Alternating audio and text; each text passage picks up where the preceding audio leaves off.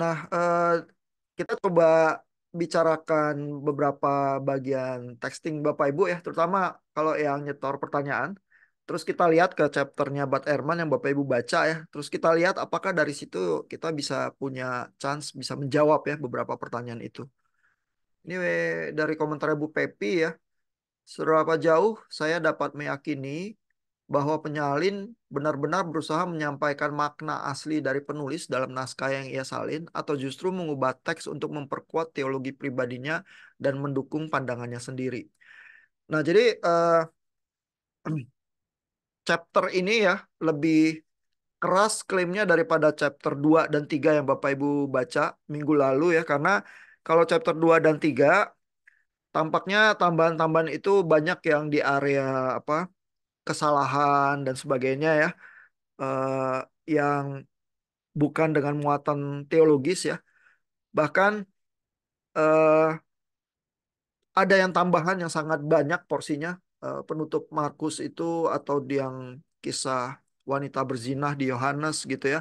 Itu kan satu perikop cerita gitu ya, bukan cuma satu kata berubah gitu ya.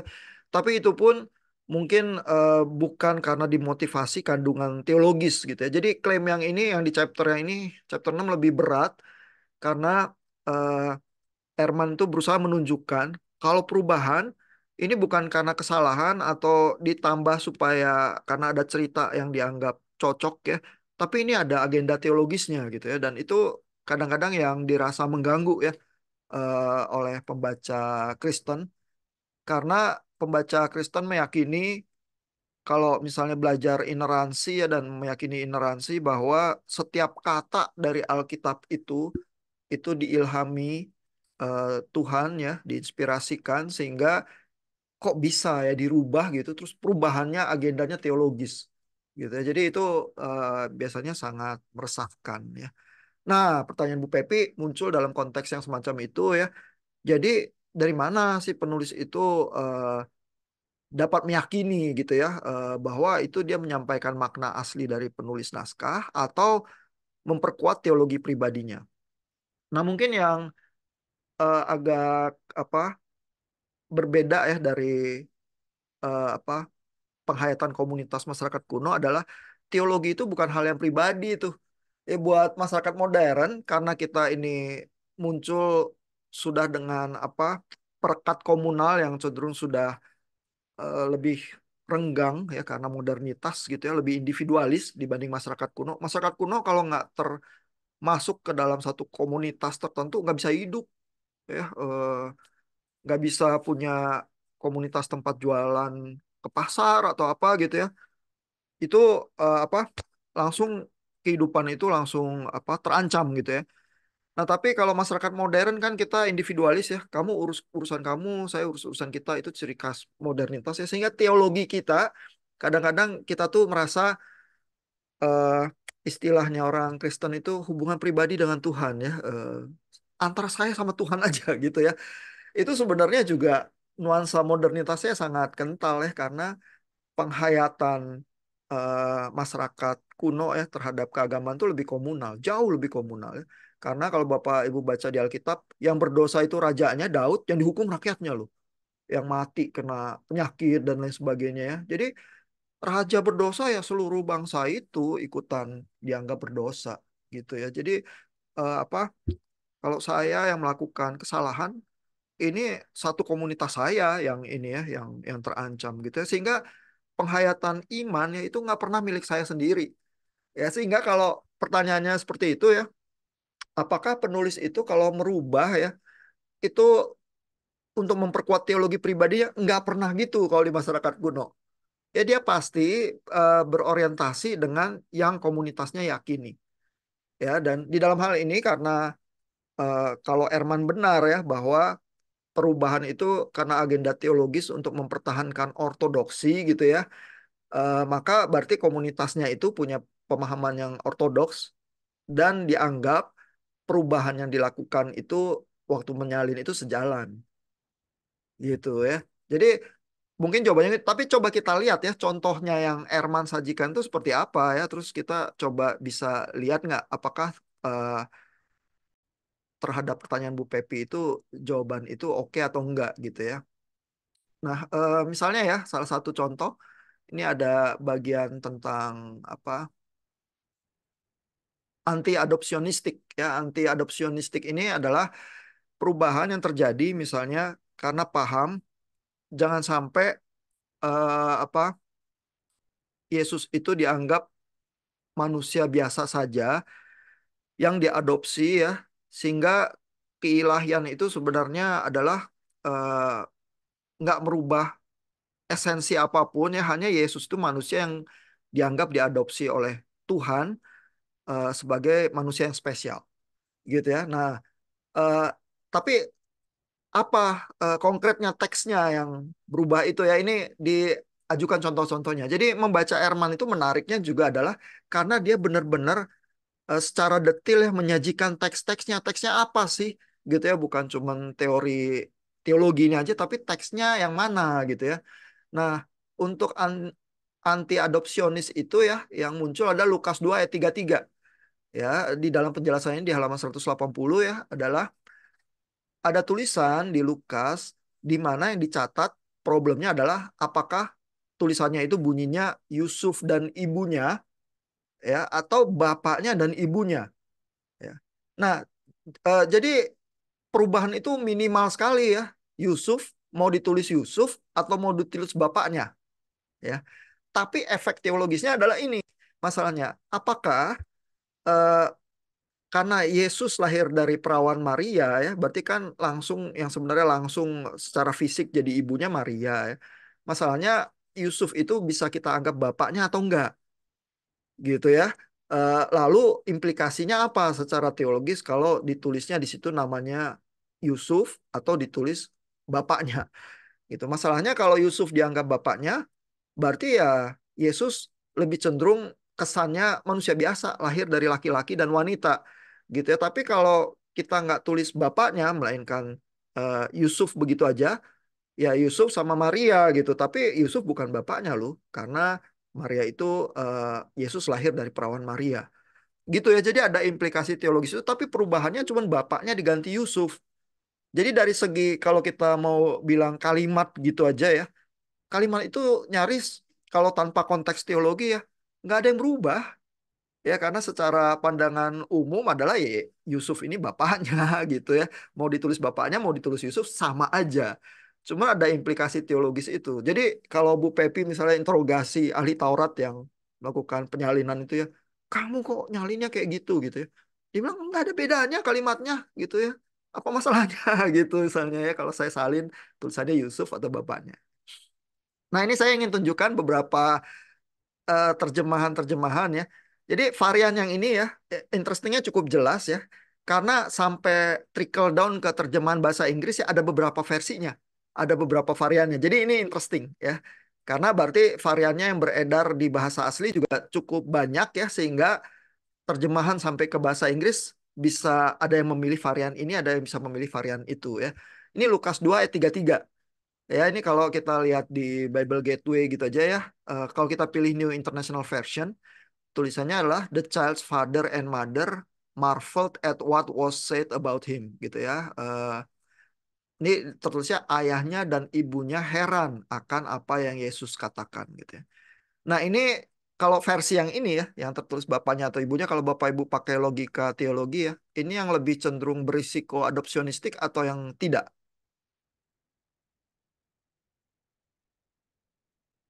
Logika teologisnya yang ini yang lebih ada bahaya adopsionistik atau yang tidak.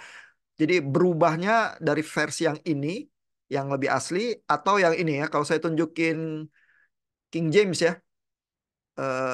King James kan juga umum dibaca ya, selain NIV gitu misalnya ya. Kalau saya ambil ya King James ya.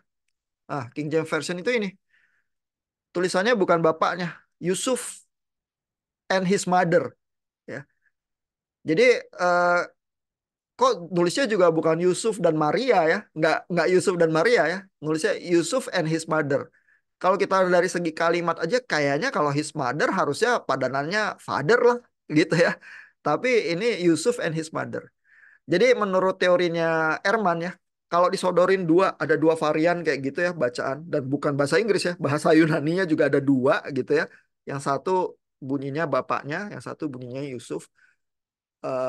Hipotesisnya adalah yang tadi bunyinya bapaknya dirubah jadi bunyinya Yusuf. Yang lebih asli itu bapaknya, yang lebih tua.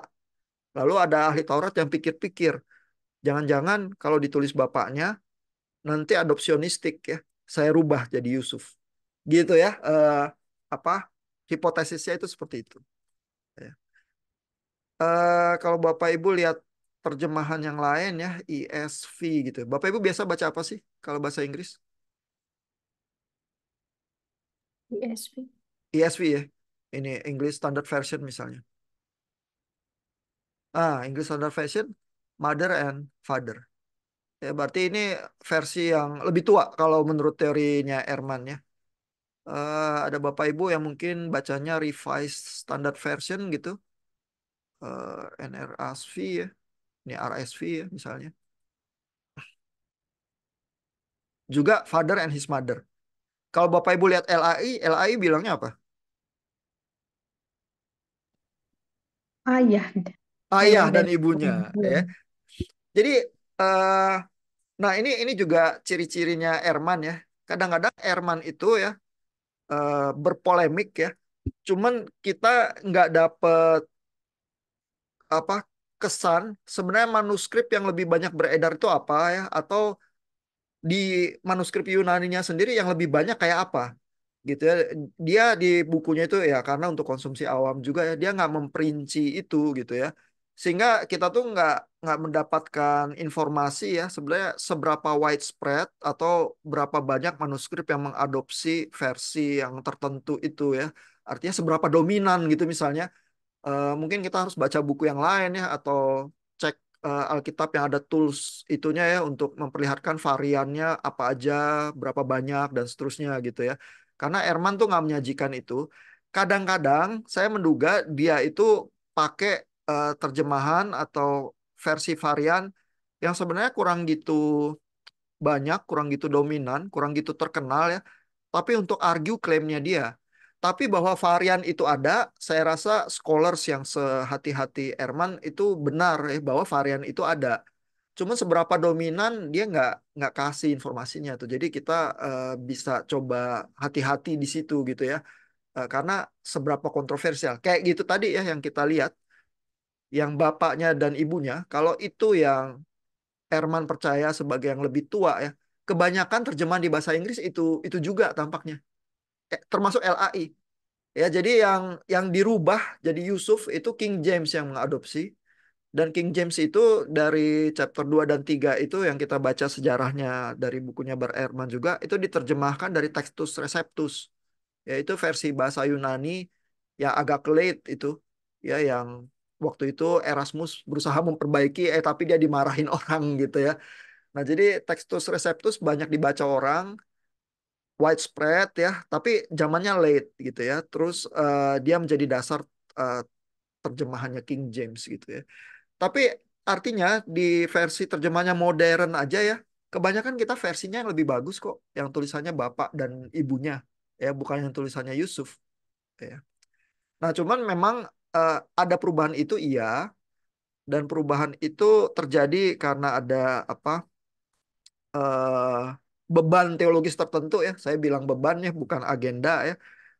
eh itu iya juga, tampaknya iya ya. Kenapa dirubah jadi Yusuf kalau nggak ada tujuannya sama sekali ya kan? Itu berubahnya udah pasti bukan karena kesalahan ya tulisan apa Vater gitu ya bapaknya dirubah jadi Yusuf itu kan jauh ya, bukan karena salah salin gitu ya.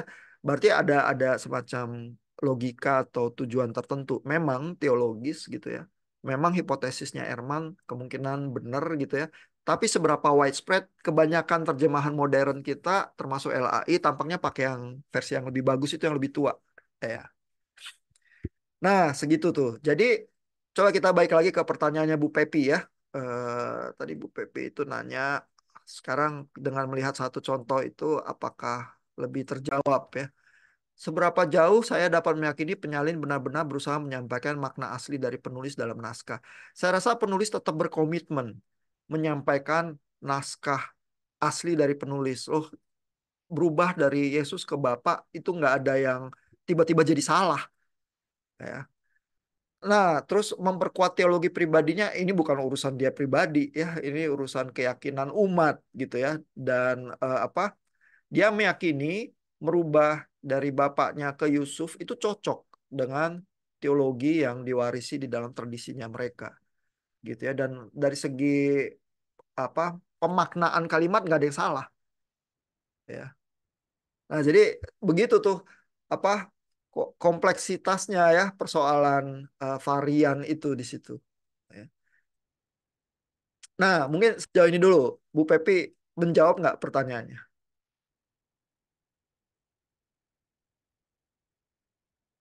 Bu Pepi suaranya nggak terdengar. Apakah mic-nya nyala? Apakah ada mic di peralatannya? Belum, Pak. Oh, udah. Oh, Ya. eh, tapi yang saya menjawab, Pak. Tapi yang saya pikirkan itu kan, ya mungkin Bapak bilang tadi, dia kan itu kan pengakuan satu komunal gitu, itu oke, bukan dia toh. Tapi kan mau nggak mau, masing-masing orang tuh punya apa ya pandangan teologinya sendiri gitu. Maksudnya mungkin kalau kita yang diajarin Pak Yakub dan kawan-kawan kayak nggak mungkin pengertian kita tentang Allah tuh 100% sama dengan dia gitu. Kan Hmm. tergantung pengalaman, Pak. Dan nggak semua pengalamannya itu sama. Nah, yang saya pikirkan itu, walaupun Bapak tadi bilang, ya itu kan mereka sedang ngomong komunan. Tapi emang bisa mirip banget gitu. Ya, jadi mungkin kepadanannya kalau kita bayangin kalau orang diberi tugas jadi penerjemahnya LAI gitu, terus suruh bikin terjemahan baru ya, TB3 atau apa gitu ya, kan dia bisa mengubah teks itu ya. Tapi kali nggak sembarang orang pertama yang bisa melakukan tugas itu. Terus kalaupun dia melakukan tugas itu dia sangat ekstra hati-hati sekali supaya pemahaman terhadap teks itu walaupun berubah gitu ya itu nggak ini ya apa nggak mengakibatkan gejolak di komunitasnya. Dan kalau LAI berarti komunitas seluruh Kristen Katolik di Indonesia karena baik yang Kristen maupun Katolik Alkitabnya sama loh. Itu mungkin nggak di semua negara bisa begitu ya, tapi di Indonesia begitu. Kita acuannya sama-sama LAI, cuman mungkin yang ada selipan aja lah perbedaannya. Tapi nggak ada versi terjemahan Katolik atau versi terjemahan Protestan di kita nggak ada. Ya jadi untuk menavigasi itu kan orang harus sangat hati-hati ya. Artinya kita nggak bisa membayangkan, oh pokoknya maunya saya ini gitu ya, terus saya masukkan ke teks yang saya salin itu nggak bisa sih yang apa bayangan yang semacam itu gitu. Ya. Jadi even kalau mau bilang ya, oh Pak Yakub sama dosen-dosen pemahamannya beda. Tapi siapapun dosen STT yang dikasih tugas untuk misalnya menyusun terjemahan baru Alkitab LAI gitu ya, itu nggak akan selebor.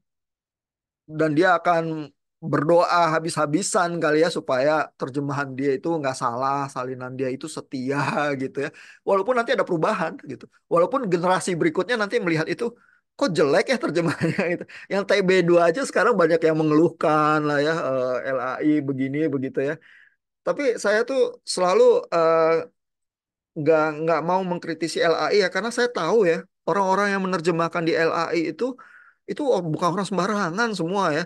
Terus mereka bukan cuma sendirian juga melakukan penerjemahannya, mereka ada grup ya, terus grupnya expert begitu ya. Dan mereka melakukan pilihan-pilihan sulit. Ya bagaimana membunyikan teks itu ya supaya di satu sisi mudah dipahami oleh orang Indonesia, tapi di sisi yang lain tetap setia ya terhadap kandungan teologis dan segala hal ya, itu susahnya minta ampun. Terus mereka di antara pilihan-pilihan sulit itu memilih ya versi tertentu dengan segala kehati-hatian mereka. Saya cenderung selalu berasumsi apapun itu ya yang tertulis di Alkitab LAI, kalaupun saya nggak gitu suka sama terjemahannya dan merasa ada terjemahan yang lebih baik ya, tapi yang menerjemahkan itu punya alasannya. Sehingga tugas saya juga ya berusaha memahami dulu kenapa teksnya ada di seperti itu sebelum mengkritisi ya. Dan mungkin jangan terlalu cepat mengkritisi ya, karena jangan-jangan yang lebih benar banyak expert itu yang di LAI itu yang udah memikirkan ya, bukan dalam waktu singkat seperti saya yang mau khotbah baru persiapan gitu ya. Oh mereka puluhan tahun menerjemahkan itu juga makannya bukan cuma setahun ya, bertahun-tahun gitu ya. Jadi memberikan benefits of doubt ya terhadap ini ya, teman-teman di LAI. Terus juga terhadap ahli Taurat yang kita lagi bicarakan ini nih, yang membuat perubahan itu ya di Alkitab bahasa Yunaninya. Ya, benar-benar menjawab sedikit lah. Bapak Ibu yang lain ada pertanyaan kah? Kalau atau ada komentar silakan kalau ada.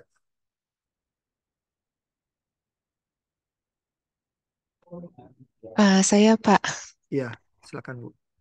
saya merasa kaget sih sebenarnya gitu ya, terutama tentang yang katanya apa penambahan itu ada pada kata perawan, perawan Maria, perawannya itu penambahan karena untuk menegaskan bahwa ada sifat keilahian. Nah, itu kan kayaknya sangat-sangat Itu yang mana ya Bu ya teksnya? sebentar, mana ya? Kalau nggak salah saya baca ada itu deh. Apa saya salah ingat? Bukan persoalan bapaknya dan Yusuf itu ya. Bukan, tapi perawan Marianya itu gitu loh. Maksudnya itu kan tiang teologis yang sangat-sangat kuat kan. Jadi ketika saya tahu bahwa oh kalau misalnya memang ternyata seperti itu tuh itu yang membuat kayaknya goncang gitu loh, Pak. Sebentar mana sih? Di chapter 6 kah?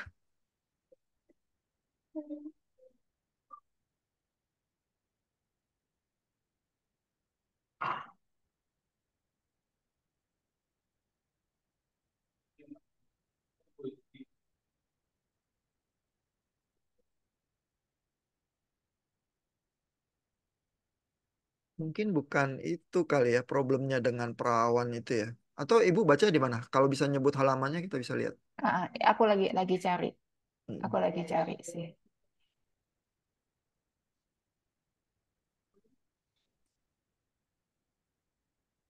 Yang katanya kan memang menegaskan bahwa itu untuk apa? Menangkal dari pandangan yang mengatakan bahwa Yesus itu memang yaitu bapak ibunya adalah Yusuf dan Maria gitu dan dia baru diangkat ketika waktu diangkat anak oleh Allah ketika waktu dia dibaptis gitu kan sehingga jadi ada penambahan untuk menegaskan itu ada kata perawannya itu gitu loh. Seingat saya sih begitu ya. Itu Halaman berapanya aku juga adopsionistik bingung. juga ya. Tapi adopsionistik yang dipermasalahkan itu tadi itu Yu- bapaknya jadi Yusuf. Kalau perawannya ada di mana Harus ya? buka ya. Oh, ini ya. Sebentar. Eh, halaman 177 ya. Coba saya share screen. Ntar.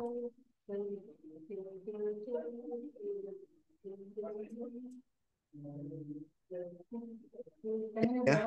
177 kanan bawah. Tapi teks yang dipermasalahkan itu bagian Yusuf itu di paragraf yang kanan bawah ini. Jadi menurut kaum Ebionit, Yesus tidak memiliki praeksistensi. Ia tidak dilahirkan oleh seorang perawan. Ia tidak bersifat ilahi. Ia adalah manusia yang istimewa dan saleh yang telah Allah pilih dan tempatkan dalam hubungan yang istimewa dengannya. Cuman di halaman berikutnya 178 untuk menanggapi pandangan adopsionistik itu orang-orang Kristen proto-ortodoks menyatakan bahwa Yesus bukan sekedar manusia tapi ia sesungguhnya bersifat ilahi dan dalam pengertian tertentu ia adalah Allah sendiri. Ia dilahirkan oleh seorang perawan, ia lebih saleh daripada orang lain. Jadi ini keseluruhan pikirannya ya. eh, Allah tidak membuat dia menjadi putranya, eh, tapi nggak ada klaim bahwa kata perawannya itu yang diselipkan. Ya, jadi ini klaim-klaim teologis sih, tapi bahwa ini ya pengubahan-pengubahan itu menekankan bahwa Yesus dilahirkan oleh seorang perawan, bahwa ia tidak diadopsi sewaktu dibaptis dan bahwa ia sendiri adalah Allah. Nah, tapi pengubahannya sendiri yang dibahas adalah itu tadi ya. Ini ada bagian yang membahas theos berubah jadi dan host ini he dan God ini mirip ya sehingga kadang-kadang dirubah saja ya jadi theos, mungkin juga sedikit kilaf kesalahan ya.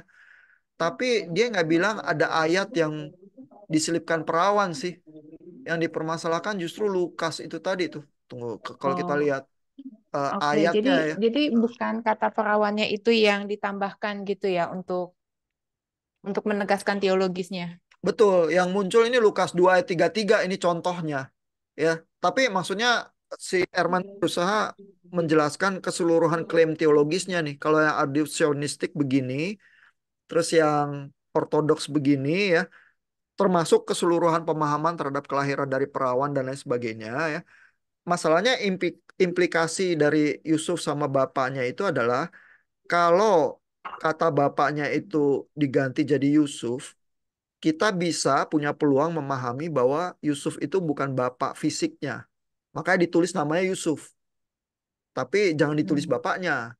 Karena bapaknya nggak ada. Karena Yesus itu lahir dari perawan. Itu implikasinya itu. Tapi yang diselipin bukan kata perawannya gitu. Oh, oke oke. Aku yang salah nangkap kalau begitu. Iya, iya. Cuman memang kalimat-kalimatnya Erman atau itu terjemahannya Kompas Gramedia ya. Jadi begitu tuh. Tapi begitu dia bahas ayat, yang dia bahas ayatnya Lukas 2 ayat 33 itu. Hmm. Heeh. Oke oke oke. Thank you, Pak. Ya itu Cuma lebih aman iya, lah. lebih aman ya. Kalau kalau misalnya kata perawannya itu yang ditambahkan itu mengerikan sih, Pak. Saya sempat kaget di situ. Hah? Jadi kata perawannya ini ditambahkan kan gitu. Oh iya. Jadi malah sekarang saya bertanya-tanya, kenapa yang satu dianggap lebih awan kalau kalau keperawanan itu jadi nggak aman gitu. Itu apakah logikanya karena ini terkait mujizat, seolah-olah mujizat itu difabrikasi gitu ya sehingga oh ini bahaya banget nih kalau penyalinannya sampai kayak begini atau eh iya kenapa yang ini dianggap lebih aman gitu? Karena kan itu muatan teologisnya sangat kuat gitu loh. Maksudnya kalau kita baca teologi sistematika gitu kan ya, kenapa Yesus dibilang suci gitu kan? Karena kan memang kan dia tidak lahir dari apa keinginan pria dan wanita gitu loh. Jadi kan dan dia tidak mewarisi dosa asal. Nah, tapi kalau seandainya kata perawannya itu yang ditambahkan, itu kan jadi tanda kutip kayak seperti klaim sepihak gitu loh, seolah-olah bahwa oh ya udah ini Yesus jangan-jangan manusia biasa tapi diangkat menjadi Tuhan ya karena ya ya asumsi atau bagaimana gitu loh, karena kan itu satu hal yang menurut aku sangat-sangat fundamental gitu loh. Oh, tapi kan padahal witness lainnya tentang keperawanan itu datangnya dari Matius ya, bukan cuma dari Lukas. Dan implikasi merubah bapaknya jadi Yesus itu implikasinya juga ke arah doktrin kelahiran perawan juga ada hubungannya sebenarnya. Ya, jadi kalau mau dibilang berat karena ada kandungan teologis, penjelasan Erman itu masuk akal bahwa ini memang perubahannya ada semacam apa beban teologisnya juga, bukannya polos sama sekali. Oh, pokoknya saya rubah aja lah bapaknya jadi Yusuf gitu. Kalau gitu ya Hmm. bapaknya aja kalau nggak ada masalah. Untungnya banyak varian teks yang masih bapaknya ya dan turun ke terjemahan-terjemahan kita masih bapaknya juga sih. Cuman King James aja ya di dalam bahasa Inggris tadi yang kita lihat contohnya yang mengambil dari Textus Receptus terus jadi Yusuf gitu. Tapi bahwa Oh. sama beratnya dan ada kandungan teologis kayaknya mirip sih. Iya, tapi kan ya ya ya itu juga cuman maksudnya kan kata perawannya itu kayaknya eh, ya itu kan yang kayak benar-benar sangat sangat jelas gitu loh tertulis gitu kan. Kalau misalnya itu ternyata sebuah penambahan atau ini kan jadi kayak diragukan sebenarnya gitu kan jadinya malahan. Nah, ini saya buat Ibu Foni jadi lebih resah sedikit ya. Ap- Apa ya perawanan itu sangat jelas tertulis ya. Karena kan kalau kita baca di Matius ya, itu kisahnya adalah dibilangnya apa Maria itu hamil tapi dia belum pernah disentuh laki-laki gitu ya, pakai eufemisme gitu ya Hmm. kisahnya ya. Tapi nggak dituliskan eksplisit semacam teori teologis gitu ya. Nah, terus komplikasi lainnya adalah eh, kan itu me, apa merefer ke perjanjian lama ya, karena seorang wanita muda akan melahirkan seorang anak dan dia akan disebut itu ya kan. Nah, itu kan sebenarnya yang teks di perjanjian lamanya juga nggak nyebut perawan. melainkan seorang wanita muda. Tapi Iya, iya. penulis-penulis Perjanjian Baru memaknai itu sebagai Yesus itu lahir dari perawan, maksudnya menggenapi ayat Perjanjian Lama itu tuh. Dan waktu diterjemahkan ke bahasa Yunani, which is penulis Perjanjian Baru itu menulis bahasa Yunani ya, wanita muda itu memang konotasinya jadi perawan. Tapi di Hmm. situ bisa ada gradasi arti ya sebenarnya, karena kalau kita bilang gadis, kita asumsinya kan juga perawan ya. Tapi kan itu juga sebenarnya wanita muda gitu ya. Di dalam bahasa Indonesia aja kita lihat gradasi arti itu ya. Jadi kalau kita bilang itu sangat jelas tertulis ya. Kalau kita teropong bahasanya ya, itu di situ banyak nuansa-nuansa sih sebenarnya. Ya. Tapi yang dipermasalahkan Erman bukan itu, bukan diselipin perawannya supaya membuat ibu tenang lagi. Dan yang dipermasalahkan Erman adalah bapaknya jadi Yusuf. Ya. Oh, oke, oke. Iya, iya. Ya, ya. Oke, Tapi thank teks you. itu selalu ini sih banyak nuansa. Kalau kita teropong lebih dekat itu banyak ya ininya apa eh, hal yang kita bisa pikirkan gitu. Kenapa teks itu bunyinya gitu ya. Kalau Bapak Ibu pas lagi tugas khotbah terus eksegese ya, terus kalau waktunya banyak terus ambil waktu ya, wah bisa nggak selesai-selesai eksegesenya ya. Baca, mikir terus gitu ya. Nah, yang interesting juga ya adalah kadang Erman itu memang bisa cukup overclaim ya. Misalnya ya, dia bilang di sini ini. eh, jadi ini kan Lukas 2 ayat 33. Tadi kita lihat di King James sama NIV beda ya. Yang satu Yusuf, yang satu bapaknya. Lalu si Erman itu mengklaim lagi di bagian Lukas yang lain ya. Ketika Yesus itu hilang ya. Terus ayah ibunya itu cari-cari. Kan terpaksa teksnya itu bilang lagi ya. Apa Yusuf dan ibunya gitu ya. Terus teksnya itu bilang bahwa bapakmu dan aku mencarimu kemana-mana gitu ya. Ini di halaman pas di halaman 180 habis referensi Lukas ayat 233 itu ya. Sehingga si Erman itu mengklaim ya, sekali lagi beberapa penyalin menyelesaikan masalahnya supaya nggak ngomong bapakmu, kali ini dengan sekedar mengubah tulisannya sehingga mengatakan kami mencarimu kemana-mana. Jadi supaya menghindari bilang bahwa Yesus bapaknya, teks yang tadinya isinya bapakmu dan aku mencarimu kemana-mana, tulisannya jadi kami mencarimu kemana-mana. Gitu. Ini klaimnya Erman nih. Coba kita cek ke King James ya. King James itu tadi at least di varian bahasa Inggris yang apa? Yang kita lihat itu salah satu yang nulis Yusuf ya, nggak mau nulis bapaknya gitu ya. Ah, eh, itu Lukas 2 ayat 48 kalau nggak salah. Ntar kita lihat. Nah, ini ya. Coba kita lihat. Ini teksnya Lukas 2 ayat 48. Ini kalau RSV, Son, why have you treated us so? Behold your father and I. Ya, tapi Revised Standard Version kan tadi yang memang nulis bapaknya ya. Coba kita lihat King James ya. Harusnya kalau King James itu sampai nulis Yusuf, bagiannya ini kan menyisakan masalah nih. Karena masih bilang bapak, bapakmu dan aku bingung mencari engkau gitu ya. Harusnya menurut solusinya Erman bilang ada apa penyalin yang menyelesaikan itu dengan cara bilang kami mencari engkau kemana-mana, nggak mau nyebut bapaknya ya. Dan tadi King James ya yang merubah jadi Yusuf ya. Coba kita lihat King James Lukas 2 ayat 48 bunyinya behold thy father and I have sought thee sorrowing. Ya jadi even di bagian ini aja ahli Tauratnya nggak merasa perlu merubah. Gitu. Tapi si Erman mengklaim ada yang merubah jadi kami. Ya, mungkin ada sih varian Yunani yang mana yang melakukan perubahan itu, tapi King James ini nggak mewarisi juga. Ya, kemungkinan Textus Receptus yang jadi apa basisnya King James juga enggak. Ya, Bapak Ibu bisa coba cek sih kalau punya apa eh, akses ke Textus Receptus ya, pakai logos atau apa gitu ya. Nah, jadi sebenarnya kadang-kadang ya saya rasa Erman itu nyajin contoh tuh sangat detail karena memang ini bidangnya dia ya, dia ahlinya. Tapi di beberapa bagian itu karena dia ingin berpolemik ya di dalam bukunya dia overclaim sih. Ya, at least itu yang dia mengklaim ahli Taurat itu merubah lagi di bagian itu jadi kita nggak bisa temukan mudah di terjemahan bahasa Inggrisnya. Tapi kalau yang tadi bapaknya jadi Yusuf ada ya di King James dengan cukup mudah kita temukan. Artinya kita harus cari-cari nih korek-korek varian Yunani yang mana yang nulis jadi kami gitu ya, dan mungkin itu varian yang sangat tidak dominan yang nggak diwarisi jadi terjemahan bahasa Inggris di mana-mana. Ya ada sih, tapi ya mungkin nggak sangat influential juga ya varian yang itu gitu.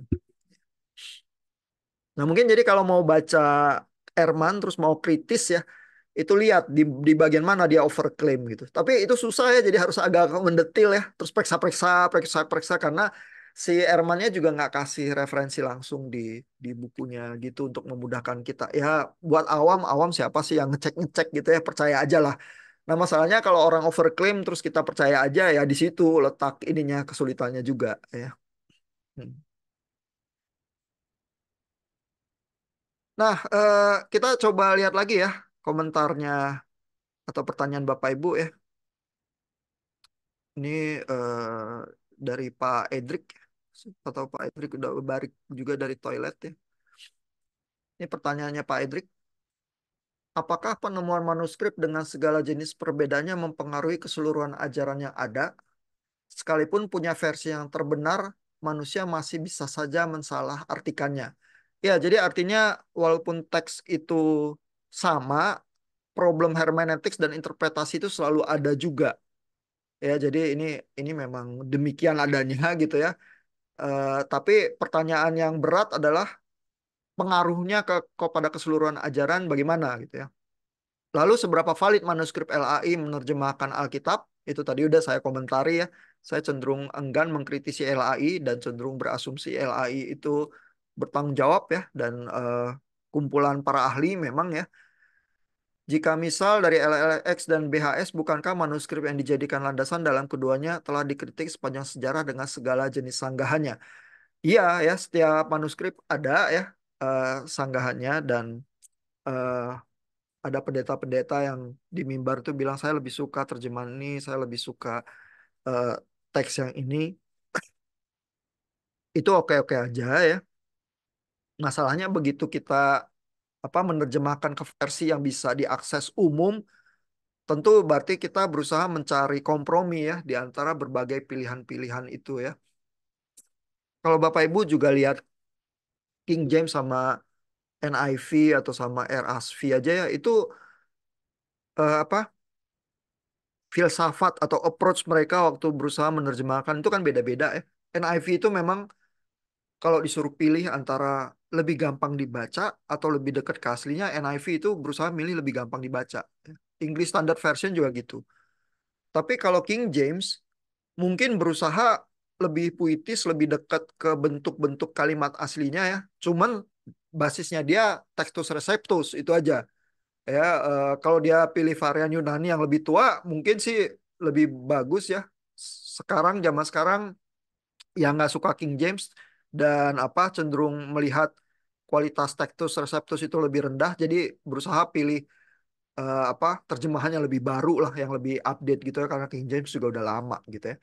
Tapi artinya setiap versi terjemahan itu selalu melakukan pilihan sulit ya, dan cenderung bikin kompromi ya. Dia mau seberapa gampang pembaca kontemporer itu paham.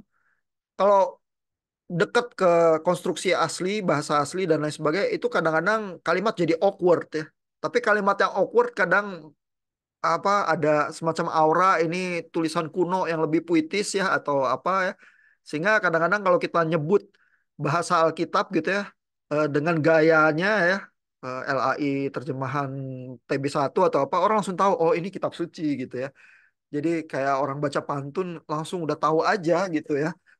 Ada aura itu ya. Kadang-kadang menyenangkan masih buat saya baca King James itu seperti itu ya.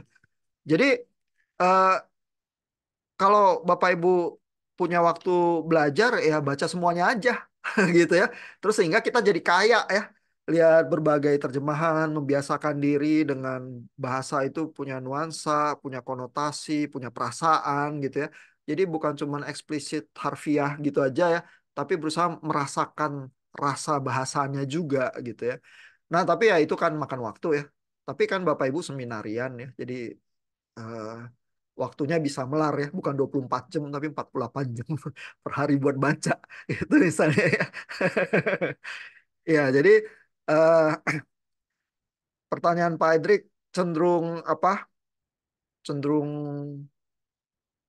lelah ya gitu ya. Aduh, gimana? Apakah LAI jadi bisa? Ya bisa ya. Eh, Terjemahan yang mana aja? Ya bisa juga ya, karena semua itu biar bagaimanapun ya, baik atau buruk itu udah dilakukan dengan yang sebertanggung jawab yang mungkin dilakukan ya oleh timnya gitu ya. Ahli Taurat yang nyalin terus kita bicarakan karena dia salah terus mengubah ya, itu juga udah berusaha sangat bertanggung jawab sih. Saya sih meyakini itu ya.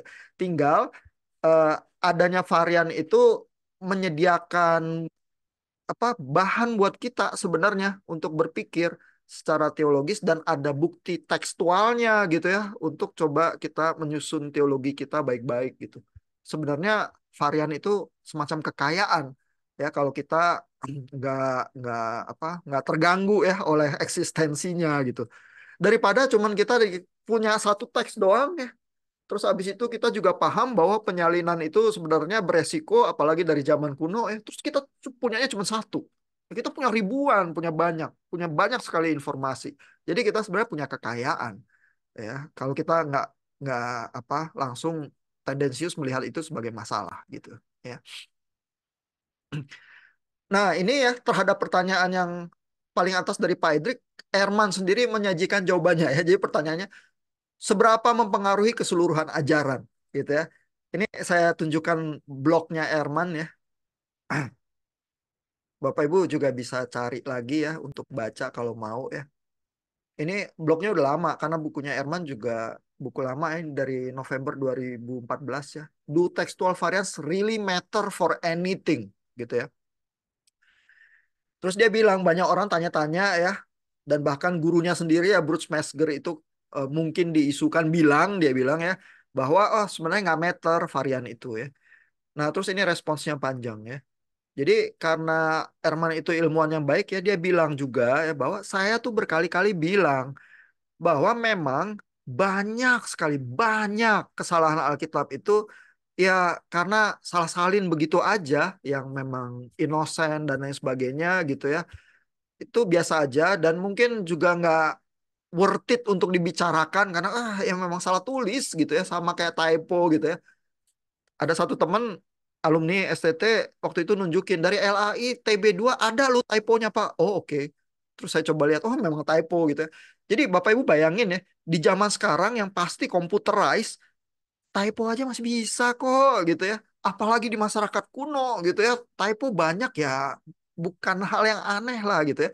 Dan nggak worth it untuk dibicarakan gitu kata Erman. Dan banyak yang varian yang seperti itu ya. Oke. Jadi bagian-bagian itu Erman juga bilang gitu ya. Terus banyak nggak yang tidak signifikan? Iya, banyak ya. Eh, Nah, tapi bahwa varian itu sama sekali nggak penting, nah nanti dulu, ya kata Erman ya. Ini kalimatnya ini nih.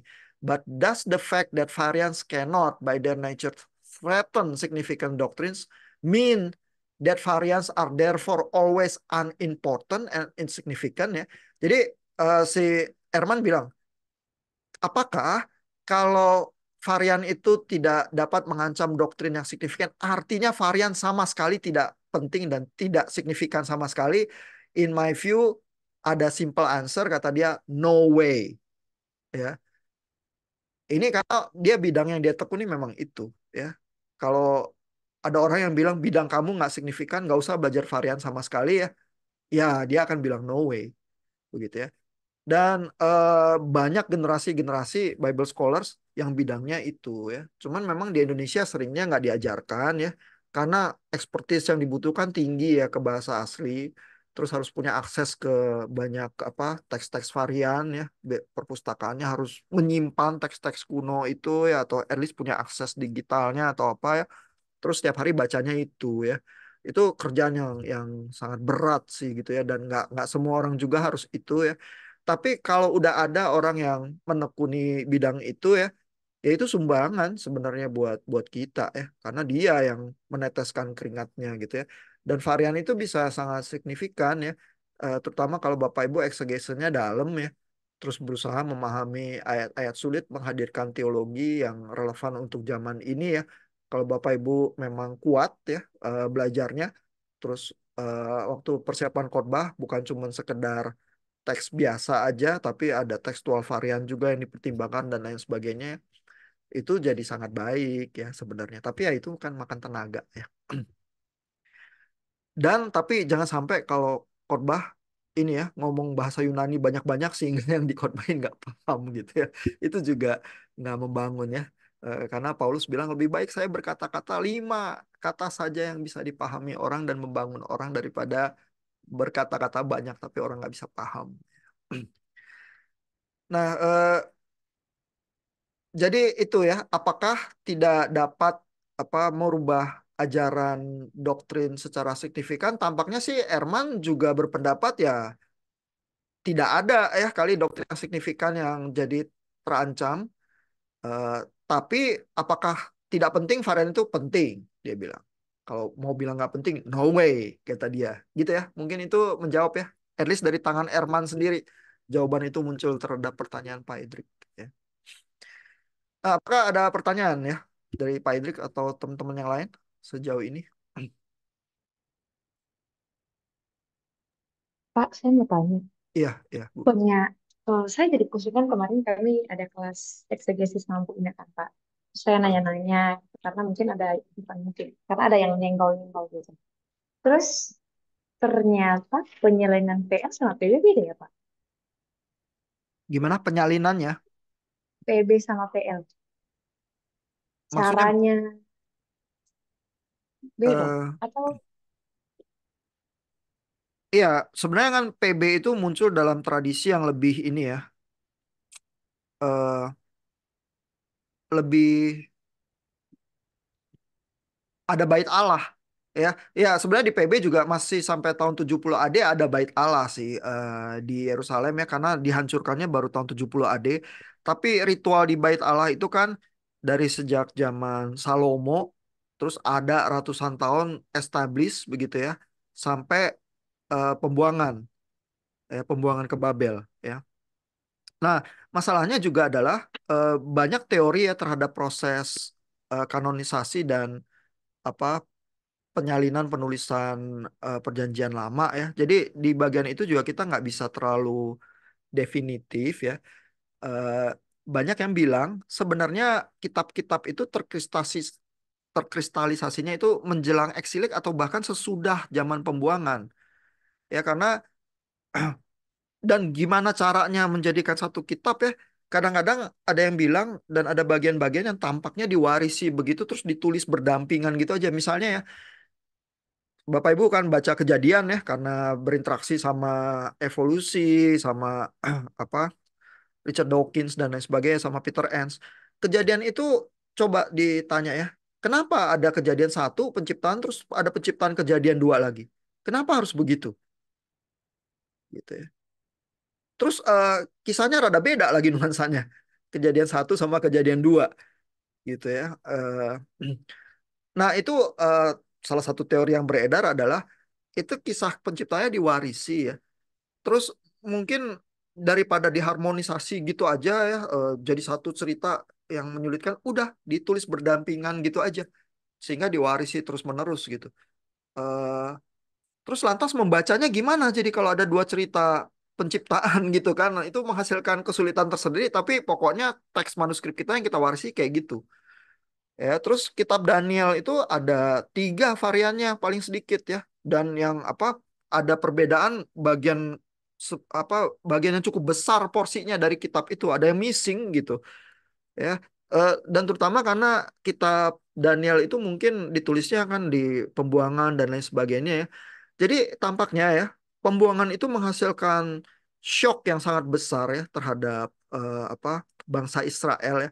Sehingga selama di pembuangan itu mereka perlu juga semacam pegangan ya bagaimana ya menyembah Tuhan itu ya mewarisi tradisi itu walaupun dibuang gitu ya keluar dari Yerusalem ya. Sehingga kumpulan kanon itu jadi penting ya sehingga banyak kitab-kitab itu terkristalisasi di situ ya dan diwarisi setelah zaman post eksilik begitu.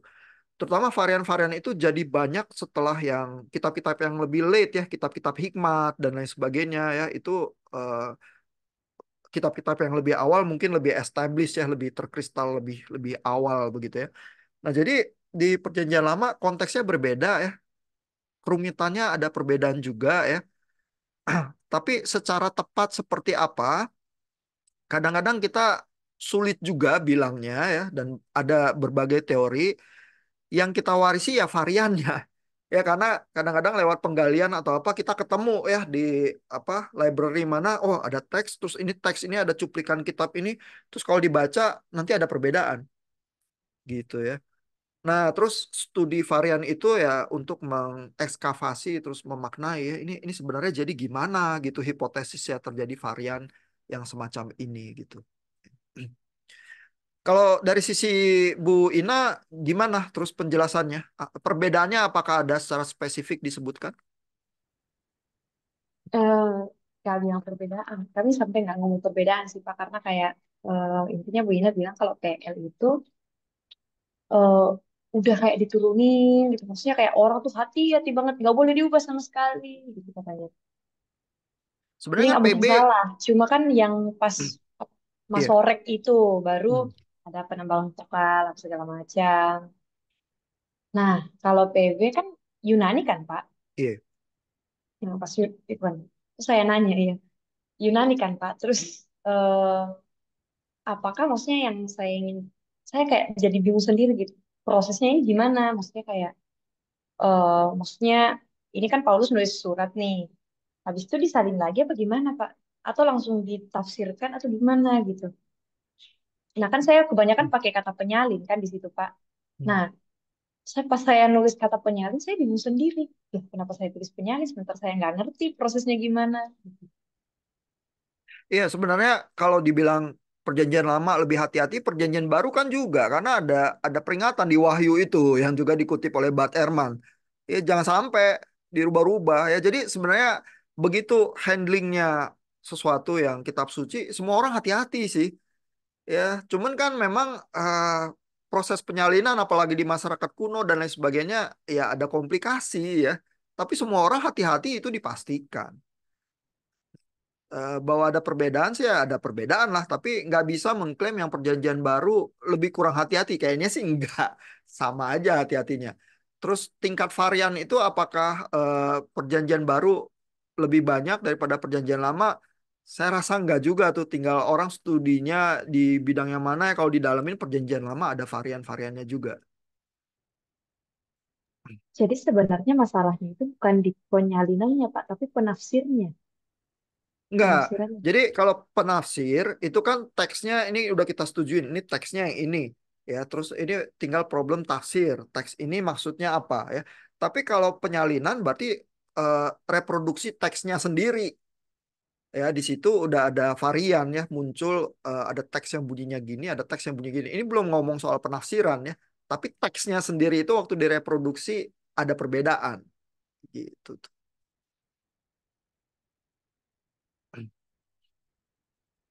Iya, nah ini memang mengungkap ini ya, apa semacam eh, spot yang jadi meresahkan ya buat seminarian ya.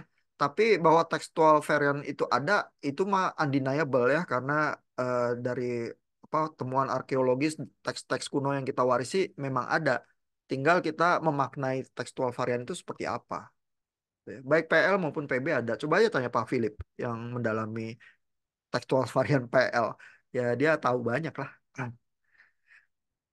Nah, memang tapi karena studinya berat, seringkali nggak diajarkan, terus sedikit juga yang spesialis area itu kalau di Indonesia ya. Jadi makanya jarang ada yang tahu ya.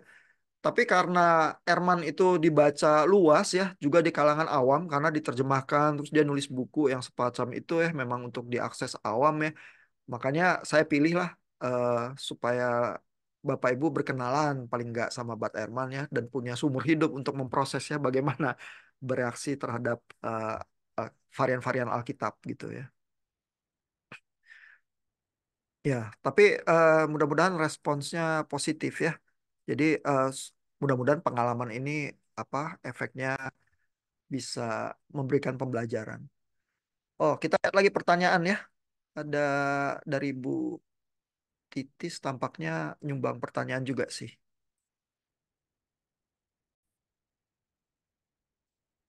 Nah, ini ada pertanyaannya. Fakta Alkitab adalah dokumen yang ditulis dan ditransmisikan dalam konteks sejarah dan manusia. Apakah perlu mempertimbangkan pentingnya studi tekstual sebagai sarana untuk mendekati pemahaman yang lebih mendalam dan jujur tentang asal-usul Alkitab? Ya, kalau ditanya apakah perlu atau enggak, perlu. Tapi apakah harus semua orang? Nggak bisa ya. Setiap orang punya minat sama spesialisasinya ya. Kebetulan Erman muridnya Metzger, terus dia bidangnya itu. Dan dia berusaha berkontribusi di area itu ya. Jadi membaca Erman walaupun dia berpolemik ya, tapi karena dia memang studinya itu tingkat detailnya dia sangat tinggi ya, lebih tinggi daripada kebanyakan apa orang yang nggak menekuni bidang itu ya. Jadi sehingga membaca bukunya menurut saya sangat memperkaya sih ya. Jadi jangan jangan apa ilfil karena dia berpolemik ya. Eh, Bukunya tetap memberikan sumbangan yang sangat besar ya terhadap memahami kalau kita sama-sama ingin paham Alkitab gitu ya, karena kalau dia bilang di mana ada varian itu interesting ya, biasanya benar kecuali di bagian-bagian yang dia berusaha overclaiming ya, saya yakin variannya ada ya, cuman mungkin seberapa dominan itu yang kadang-kadang kita nggak bisa menaksir karena dia nggak memberi informasinya ya. Terus lebih jauh dia menyajikan teorinya, ini teorinya gini loh kenapa muncul varian ini. Nah, begitu muncul di teori itu udah ke daerah tafsir tuh ya. Jadi ini ada teks, lalu ada yang beda, terus tafsirnya gimana? Teks ini bisa terjadi beda gitu ya. Ini masih bukan tafsir yang hermeneutik, artinya teksnya apa ya? Ini baru tafsir kenapa ada perbedaan itu gitu ya. Tapi itu udah melompat tuh. Sehingga kalau Bapak Ibu bisa mencermati ya, di daerah tafsir itu ada ruang ya untuk Bapak Ibu bisa setuju atau enggak ya terhadap tafsir dia. Tapi kalau nggak setuju, apa ada tafsir yang lain yang lebih bagus gitu misalnya ya, pertanyaan berikutnya itu ya, sehingga membaca Erman harusnya membuat kita tuh lebih tajam ya, at least kalau kita nggak setuju sama dia kita bisa pikir lagi ya sebenarnya kemungkinan seperti apa ininya ya. Nah ya kalau Bu Yasti ada textingnya tapi nggak ada pertanyaan sih. Ya jadi kalau Bapak Ibu berminat studi tekstual varian gitu ya, coba-coba aja kalau buat skripsi atau tesis yang gampang-gampang aja gitu ya. Misalnya varian yang diketahui cukup banyak orang ya, sehingga cukup banyak informasinya, bacaannya ya. Terus coba menyusun ya apakah tekstual varian ini signifikansinya seperti apa gitu ya. Gereja bisa mengambil manfaat apa dari situ. Mestinya sih cukup edifying kali ya studi semacam itu ya. Dan kalau di perjanjian baru tetap ada dosen-dosen yang menggeluti ya yang bisa walaupun bukan spesialis tekstual varian ya, di perjanjian lama kebetulan ada Pak Philip itu ya, disertasinya tentang tekstual varian tapi dia mungkin juga spesifik tentang teks tertentu, dia lebih ahli daripada teks yang lain ya. Jadi tergantung juga sih kitab mana yang Bapak Ibu incer gitu ya, tapi bisa tuh kalau berminat ya mungkin juga patut dicoba kali ya karena bisa jadi interesting. Ada pertanyaan lagi, komentar dari Bapak Ibu?